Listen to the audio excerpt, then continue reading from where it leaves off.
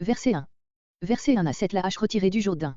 Ce miracle, qui a pour but le bien d'un des membres des communautés prophétiques, se rattache à ceux qui sont racontés à la fin du chapitre 4.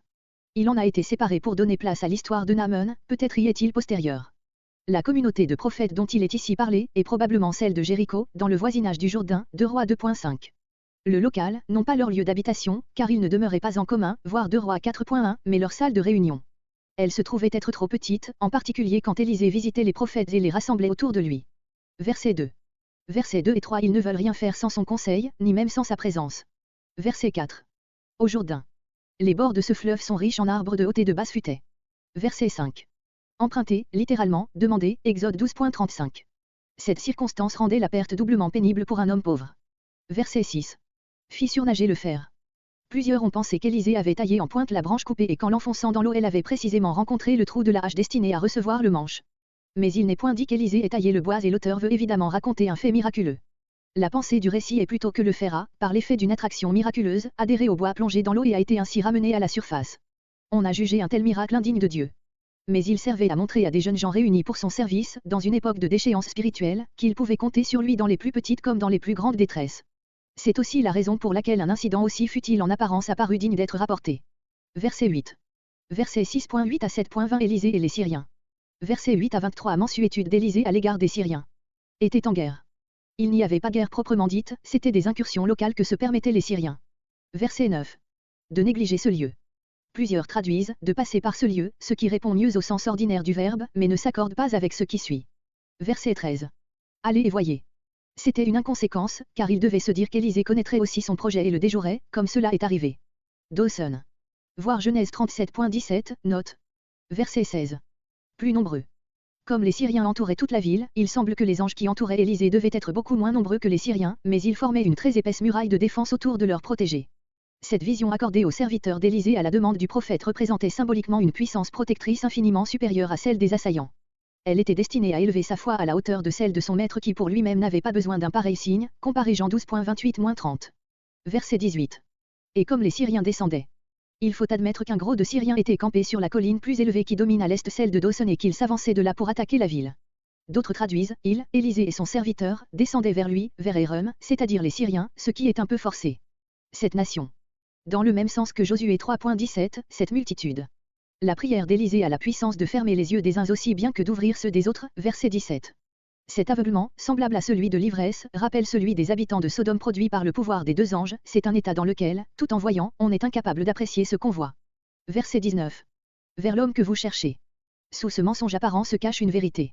Entre lui et eux existe une impénétrable muraille, la volonté divine qui les empêche de s'emparer de lui.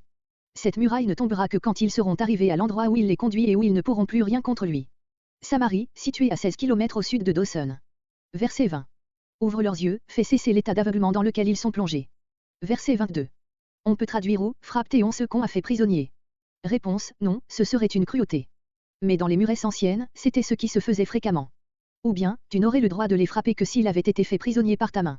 Mais ce sens ne s'accorde pas avec la particule d'interrogation qui est dans le texte. Nous expliquons donc, en les frappant, frapperais-tu des gens que tu as toi-même fait prisonniers? À cette condition seul cet acte serait légitime. Verset 23. En amassant ainsi des charbons ardents sur la tête de ses ennemis, le roi servait les intérêts d'Israël bien mieux qu'en les massacrant cruellement. Ne continuèrent plus. Ce n'est pas à dire que la paix ne fut plus troublée entre les 2 peuples, comparé verset 24, mais cela signifie que ces razzias des Syriens cessèrent pour un temps. Israël recouvra ainsi quelque sécurité. C'est peut-être à ce moment-là qu'il faut placer l'incident de Naaman, qui suppose un temps de paix entre Israël et la Syrie. La petite fille qui fut l'instrument de l'arrivée du général syrien avait sans doute été emmenée dans l'une de ces razzias qui avaient précédé, comparez le terme Gedoudim avec 2 Rois 5.2. Verset 24. Verset 6.24 à 7.20 Siège et délivrance de Samarie. Ben-Hadad II, fils de Ben-Hadaï, un roi 15.18.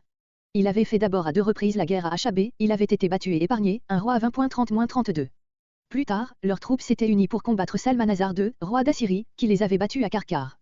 Enfin, devant Rémeus de Galade, Achabé, uni à Joram de Jude, avait perdu la vie en défendant cette ville contre l'armée syrienne qui cherchait à s'en emparer. Ben-Hadad reparaît ici, vers la fin de sa vie, comme l'ennemi invétéré d'Israël. Verset 25. Une tête d'âne, le quart de keb de fiente de pigeon, les aliments les plus méprisables et dégoûtants.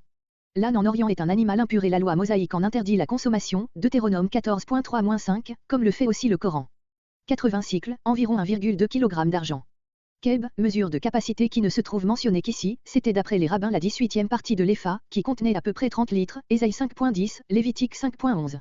Quelques-uns ont entendu l'expression de fiente de pigeon d'une espèce de graine qui, chez les Arabes, porte le nom de fiente de moineau.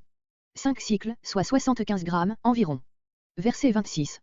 Samarie était bâtie sur une colline haute de 120 mètres et était entourée de puissantes murailles. Verset 27. Expression d'impuissance, Dieu seul peut faire ce que tu me demandes. Je n'ai en provision ni pain, ni vin. Verset 28. Le roi remarque que c'est autre chose que la faim qui la préoccupe et lui demande explication. Ton fils, accomplissement de Lévitique 26.29 et Deutéronome 28.53-57. Comparez Lamentation 2.20, Lamentation 4.10. Un fait pareil s'est renouvelé lors du siège de Jérusalem par Titus. L'histoire profane ne cite pas de traits semblables. Verset 30. Déchira ses vêtements, en signe d'horreur. Un sac sur sa chair. Les témoins de la scène remarquèrent alors ce signe de contrition et comprirent que le roi s'associait à la détresse du peuple. Verset 31. Joram en voulait-il à Élisée d'avoir conseillé une résistance qui amenait des conséquences si épouvantables et promis faussement la délivrance. Il avait attendu celle-ci comme fruit de la pénitence que prêchait Élisée et maintenant, en ne la voyant pas venir, il se retournait contre lui. Dans tous les cas nous avons constaté déjà qu'il ne devait pas être animé de sentiments bienveillants à l'égard de ce prophète, 2 Rois 3.11-14. Verset 32. Les anciens, les notables du peuple réfugiés à Samarie. On les consultait dans les circonstances graves, 1 Roi 20.7. Ce fils de meurtrier, Joram, fils d'Achabé, assassin de Naboth. Le messager, chargé de tuer Élisée. Les pas de son maître. Élisée est averti miraculeusement non seulement de l'arrivée de ce messager, mais de celle de Joram, qui le suit de près. Joram venait-il pour s'assurer de l'exécution de son ordre, ou au contraire accourait-il dans un mouvement de repentance pour le rétracter? On comprend mieux dans le second cas qu'à cette victoire du bon esprit dans le cœur du roi le prophète réponde par la promesse de délivrance, 2 Rois 7.1. Le texte est si concis dans tout ce passage qu'il n'est pas aisé à comprendre. Verset 33. Vers lui, vers Élisée. Et il dit. Évidemment il s'agit de Joram lui-même, qui avait suivi le messager. On ouvrit la porte pour le roi et c'est lui qui prononce les paroles suivantes. Il cherche à provoquer par cette déclaration désespérée une parole décisive du prophète qui l'a encouragé à la résistance.